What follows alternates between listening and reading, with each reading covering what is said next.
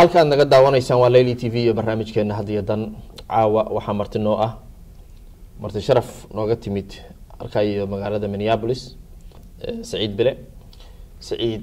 waa mucaarad reer Djibouti Saciid ku soo dhawow Layli TV iyo barnaamijkeena hadiyadan way ma soo dhawahay Saciid waxaan la soconaa إنه مدحونيه جيبوتي سو غاري دالك مريكانكا بلنا او كليهي مغالada Washington oo la kulmi doono madaxweynaha dalka Mareykanka Barack Hussein Obama waxa kala socotaa kulli kulankan madaxweynaha Djibouti uu ku imanayo ariga Mareykanka kulli waa kulan kulli la sugayay Mareykanku since 2003 aad buu soo degay Djibouti xero weyn oo base military ku leeyahay danaha Djibouti dana badan buu Djibouti ka leeyahay dhaqaale aad ugu badan Mareykanku ku bixiya Djibouti kulli imaashaha madaxweynuhu imanayo kulli waa dan labada wadan ka dhaxaysa oo gaar ah isuka sheekh Saciid Bile waa kuma isuka sheekh Saciid Bile waxa weeyaan waa muwaadin reer Djibouti oo Djibouti ku dhashay ku barbaaray jaamacadda ka soo dhigtay iskuulada ka soo sameeyay kadibna macallin ka ahaa iskuulada Djibouti ka soo dhigay high schoolka middle schoolka Djibouti kulli Soomaalida digaranayn asaasan isku baraya waxa ka ahayna la taliye advisor baan u ahay gudoomiyaha ururka taageerada mucaaradka USA la yiraahdo uu gudoomiyihiisu yahay Ismaaciil Cusmaan Abtidon oo Seattle degan bal noo sharax muxuu ahaa ururkani waa urur samaysmay oo ka curtay Minnesota kadibna Mareykan inteeda badan ku faafay kolka hore Minnesota lagu sameeyay magaalada Roseville la yiraahdo xaafadda Roseville la yiraahdo Minnesota ku taala kadibna ururkii uu fiday oo Mareykan everywhere ay wixii taageeraya danta Djibouti ee reer Djibouti ka soo jeeda Djibouti taageeraya Djibouti xagga saas isku abaabulnay maxay ku kala faa in ururkan sameeysan kulli abaabulka aan is abaabulnay muxuu ahaa tan iyo February 22 February Djibouti election baa ka dhacay electionkii Djibouti ka dhacay electionkii muxuu keenay عكرات سياسات بكاني كل جيبوتي سياسات جيبوتي وحماتي إزبدل سياسات حنا عكرم بعد جيبوتي كدعوي تكيب على الحرية تكيب على غابنية كل إن أورك وأورو سكو أبابولي إني ما أركتي تاجر السيان إزبدل كا يد مقرادية دا جيبوتي جيبوتي ميس مقرادية كجرين والله جيبوتي كل هذه الديمقراطية كجرتو election بعد على جيبوتي election كي محا كجوليستي معارضة كجوليستي أو بقول كي بس ديتن هلاي كراسي برلمان كا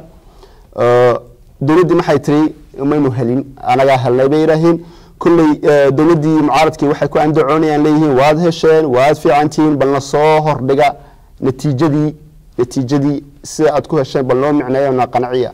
إلا هذا أن الدولة وح أي كانتي معارض كي كوقنا عنيس مجتو وقرار هاتيا وراقدا هاتيا كل إن وحقن عيسو معارض كاللهور كان مجتو كل تينا محك بلامتي سياسة عكرم باك بلامتي وحامي سنتين إلكشن كي إنه عمر قال وكوجول اشتي حفلتها الله دقي الدنيا دور الله هاسي إنه بين هيد إلكشن كي هرتا إن معارض كون بدن بو كم مغناين سياسة دا قولها السياسة دا توصلنا كم مغناين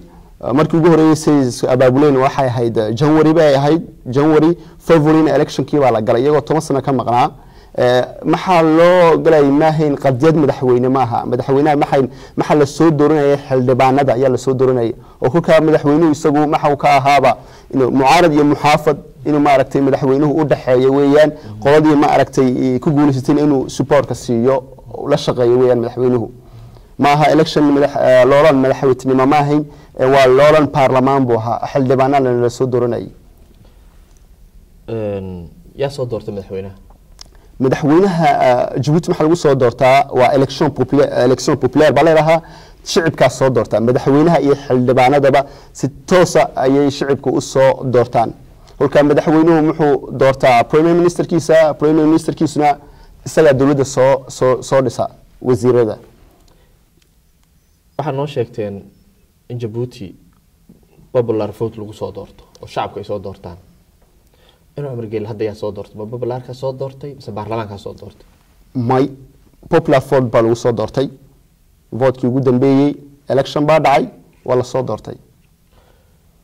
maxaa marka ku haysataan ninkan haddii ay soo doorteen shacabkii reer Djibouti ay soo doorteen kulli maxaa ku haysataan ma sugtaan inta election kale uu ka imaanayo waxaad noo sheegtay dadka mucaaradku inay muddo ka maqnaayeen saaxada oo mataqaana ay banaanka ka maqnaayeen 10 sano inay hadda muddo kooban ku soo galeen miyaysan time u baahnayn inaad is abaabushaan oo election sameysaan xisbiya siyaasataan miyaysan u baahnayn wallahi mucaaradku kulli intaasoo sano fagaaraha way soo joogeen waxa weeyaan isbedelku xulgu imanayo waxa weeyaan isbedelku waa inuu wax bedel keeno waxa weeyaan haddii institutionkii wadanada Afrika nidaam baa ka taagan waligeed wadanka Afrika lama arag dawladda wasaaradda arrimaha dibadda oo siisa madaxweyne kale lama arag isbedel keenta kolka maxay la sameeyay wadanada Afrika oo dhan wax sini leeraha laga sameeyay urur madax banaan oo qabanqaabiya electionka kolka maxay weeyaan mucaaradku wax uga maqnaayeen fagaaraha siyaasadeed 10 sano ma ahayn in maqnaad ka maqnaan wadanka way joogeen kulli waxa ay diidaysanaan oo salugsanaayeen nidaamkan ay wax u socdaan ee doorashadii haddii loo dhan yahay oo leesla mucaarad iyo muxaafar hay'adaha loo joogo ay mucaaradkii ku qanacsan yihiin xilliga geemka xilliga kubadda gobol iyo soccer la ciyaarayo waxa weeyaan in geemku fair ahaado hadduu laakiin dan u jajeero kulli ma wax isbedel ma shaqeynayso madaxweynaha Ismaaciil Umar Geeli kulka electionkii Djibouti la soo doortayna madaxweynaha la soo doortayna wax mucaarad kama ay qayb galin kulka madaxweynuhu isaga loola maayay kaligiina uu soo dhigtay kaligiina waa intii codeysana way u qaatay kulka loolan kale siyaasadeed oo dadkii shicibkii u dan xilligu loolan jiro loolanka keena ma aragtay in mucaarad iyo muxaafid xilligu soo joogan mucaaradkii muxaafidka dadku ka faa'iideystaan loolanka siyaasadeed imaanshaha Ismaaciil Umar Geeli oo Mareykanka yimid oo Obama la kulmayo mucaaradku maxay u talagaleen soo dhaweyn doonaan mise mucaarad doonaan kulli mucaaradku meesha doonaan ba ha joogaan wixii soo abaabuleen reer Djibouti California laga yimid qaar ba 6 saacadood diyaarada uu ku tagay maalkoogii muruqoogii wax walba uu horay oo imiday qaar ba jidka ku soo jira qaar ba soo drive gareeyay meel walba ka yimaadeen reer Djibouti Mareykan state walba way joogaan maxaa naga soo xiriiray Nevada dadku leenahay Florida dadku leenahay dadku way soo abaabuleen Mareykan say imaadaan Washington DC isliinta guriga cad hortiisa maxaa sameyn doontaan isliinta kulli in isliinta waxa la sameyn doono waa banaanbax nabadaysan oo laga soo horjeedo madaxweynaha siyaasadan Djibouti akraysan Djibouti ka jirta laga soo horjeedo oo la tusayo Djibouti inay dimuqraadiyad ka jirin dimuqraadiyad daba ay ka jirin free speech ka jirin qofku ay ra'yigiisa cabiri karin waxa uu rabo ka sheegi karin siyaasadu aad u cakran tahay dad badan la xirxiro dad badan la jeeyo waxa ugu madaxweynaha baa ugu dambeeyay doonay shaqo rabna laha oo jeelka loo taxaabay iska tu jirdileen so ma jirto nidaam dimuqraadiyad daba Djibouti kama jirto waa gartay imaanshaha uu yimid madaxweynaha Umar Geeli Washington waa lagu mudaharaadi doonaa waxaa la sheegi doonaa in dadku waxyaabaha ay tabanayaan sheegi doonaan maxaad maranaysaa inay ka bedelayso mudaharaadka lagu mudaharaada maxay bedeli doontaa isleedihiin yaa u dan leedihiin ma madaxweynaha rabtaan wax u sheegtaan ma Mareykanka rabtaan international community rabtaan wax u sheegtaan yaa rabtaan inaad kula hadashaan Washington wallahi wixii Djibouti danaynaya isbedel dimuqraadiyadda xeerarka cadaaladda waxa wixii danaynaya Djibouti ay dan kulay kule waan rabnaa inaan dawladda Mareykanka u sheegno Mareykanka dadka u sheegno siyaasiyiinta Mareykanka u sheegno aan Djibouti qadiyadan Djibouti ee cakran si Mareykanku wax uga qaban karo dhowr jeer waxa ku soo celisay qadiyada Djibouti waa cakranta waxa cakran ashiisa maxay tahay maxaa cakran kulli mucaaradku maxay codsadeen wala hadal ay ka codsadeen dawladda madaxweynuhu wada hadalkii uu bilaamay hadana uu fashilmay madaxweynaha waa la isku maxay leeyihiin mucaaradku waxay soo hordhigeen codsiyaal bay soo hordhigeen iyo waxa ay rabeen waa la fariistay madaxweynuhu xilliga dambe waa la soo laabo wadahadalkii u xidhmay waxyaabaha muhiimka ah oo madaxweynaha uu diidan yahay nimankan mucaaradkuna ay rabaan maxay tahay ugu weyn laysku imika laysku maandaafsanyahay waxa laysku diidan yahay waa furfurnaansho siyaasadeed maxay mucaaradka electionkii dhaweeyay iyaga helay si qalbiyadii iyaga qaatay so waxa weeyaan mucaaradku waxa ay ka dagaalamayaan leeyihiin si mid dambe electionada soo socda si khaladadii dhacay ayna u dhicin mucaaradkana loo soo celiyo kuraasadii ay xaqa u lahaayeen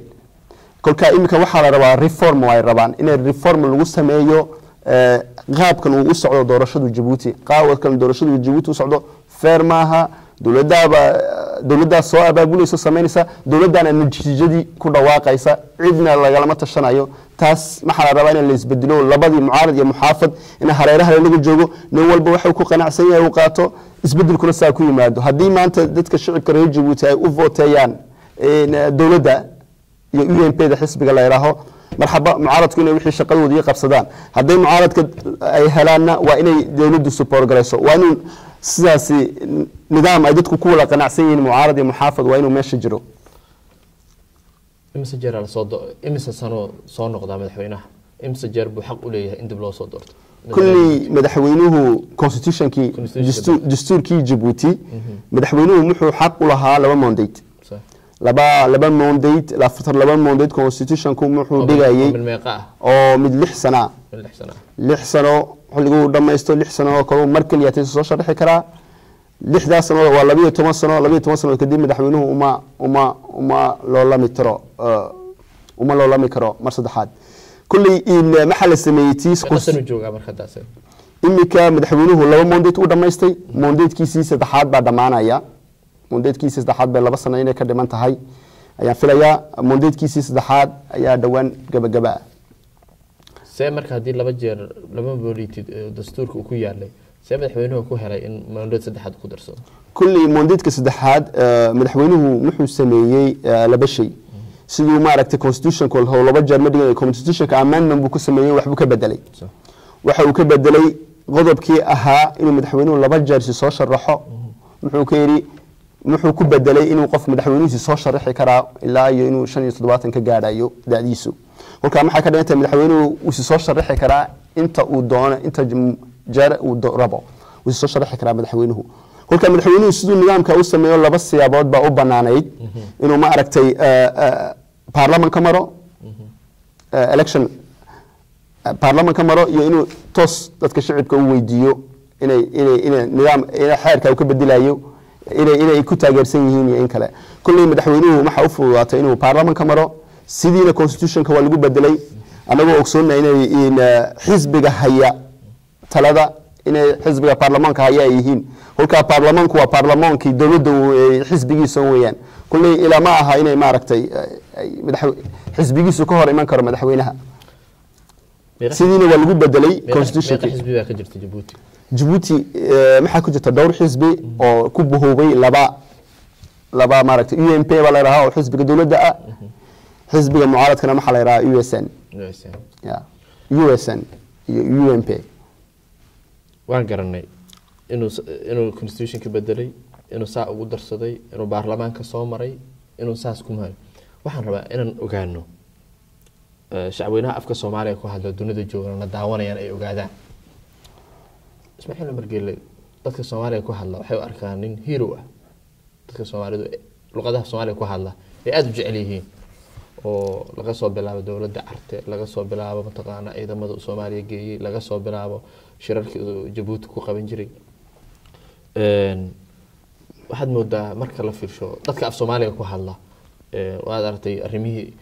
afka Soomaaliga shirar buu ku qabtay kaga qabtay meesha la yiraahdo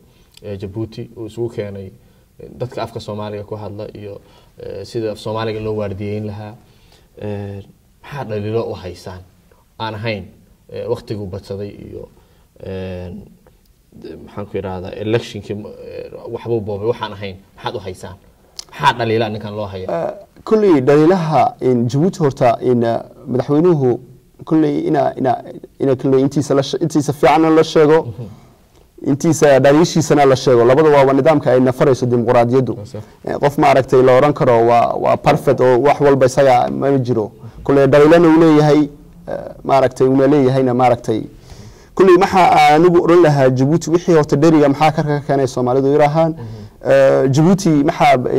koboca dhaqaale muxuu gaaray boqolkiiba 5 buu gaaray aad buu wadanka lacag badan u soo gashay dakhli badan baa soo gashay dakhligii badnaaye kobacii dagaalada dadka shacab weynuhu kama faa'iideysan oo noloshii basic bay leeyihiin korontadii biyihii iyo noloshii maalmeedka nolosha ku socotay bay leeyihiin kulli maxay madaxweynuhu isaga afkiisa uu ka sheegay dhowr jeer muxuu corruption baa jira madaxweynuhu maxay xilkiisu yahay inuu corruption ka la dagaalamo oo isaga fartayna dawladdu maxay isaga madaxweynuhu isaga inuu corruption ka la dagaalamo xadaa marka maxay dadkeenan xitaa reer Djibouti meesha doonaan baa joogaane dadka xitaa dibadda jaaliyada Djibouti dibadda ku nool dad baa raba inay Djibouti investment ku sameeyaan lacag geliyaan dad maxaan Norway meel walba waa la joogaa maxay dadkii reer Djibouti anaga bas shaqaalaysiin karna anaga nidaamkii furfuri karna islaakiin corruption ka duuna Djibouti jiro ma si wax u soconayaan way aad bas ka yar tahay halka madaxdan maxaa dibta keenay wadankii oo lacag badan soo galayso maxaa imiday Mareykan baa soo dagay budget intee lacag intee la ku bixiya 30 milyan iyo wax ka badan bixiya Mareykan baa jooga Faransiis baa jooga Jarmal baa jooga cid walba way joogtaa Djibouti maxay noqotay meel istaraatiijiyada noqotay ganacsiga adduunka boqolkiiba 40 ilaa 60 muxuu maraa dikadan Djibouti ayuu maraa Djibouti maxaan ku naalnaa wadan aad u yarna waanahay meel istaraatiijiyo khayraad badan Ilaahay una dhigay kulli Djibouti san ogsoonahay male waxba kama baxaan waa meel la dagaana Ilaahay kulli wadan walba Ilaahay caradu dadku u galiyaa wax ma aragtay marka Djibouti anagu service-kaygu boqolkiiba 100 buu la malaamay dhaqaale badan baa soo galay boqolkiiba 10 buu gaaray croissance islaakiin kobaca dhaqaale wax islaakiin dadkii shicib weynihii gaarsiisan haba yaraatee ma jirto oo Djibouti waxa dadkii ku dagaalamayaan maalmeedkii basic ahaa ayaa Djibouti lagu dagaalamaya waxa keentay in reer Djibouti ay rahaan خلاص ما حربنا isbedel baan rabnaa sababtoo ah deeftii dhaqaale wadanka timdayna dadku ka faa'iideystaan baa la rabaa intee aad dhaqaalaha wallahi kulli in madaxweynuhu haduu ka dhawaajiyo corruption way aada waxaana meesha yahayna waa lagu isticmaalayaa oo lagu spam gareynaya kolka in abaabulkan waxa mucaaradku waxay ka heleen ay taabato meelaha ugu muhiimsan oo ay taabato noo sheeg waxbarashada ma taabatay caafimaadka ma taabatay saybiyiin localka hoos saybiyiin waa howlahaas wallahi waxbarashada gaaray ma jirto caafimaadka uu siilitaa caafimaadku uu liitaa waxbarashada way liidataa wadankii dhibaato badan baa jira faqri badan baa jira wadanku lacag way soo gashaa dadku kama faa'iideystaan waxa lagu isbaan gareeyana waxaanan meesheedii ahayn sida maaragtay fanka waxaan dadkii aanan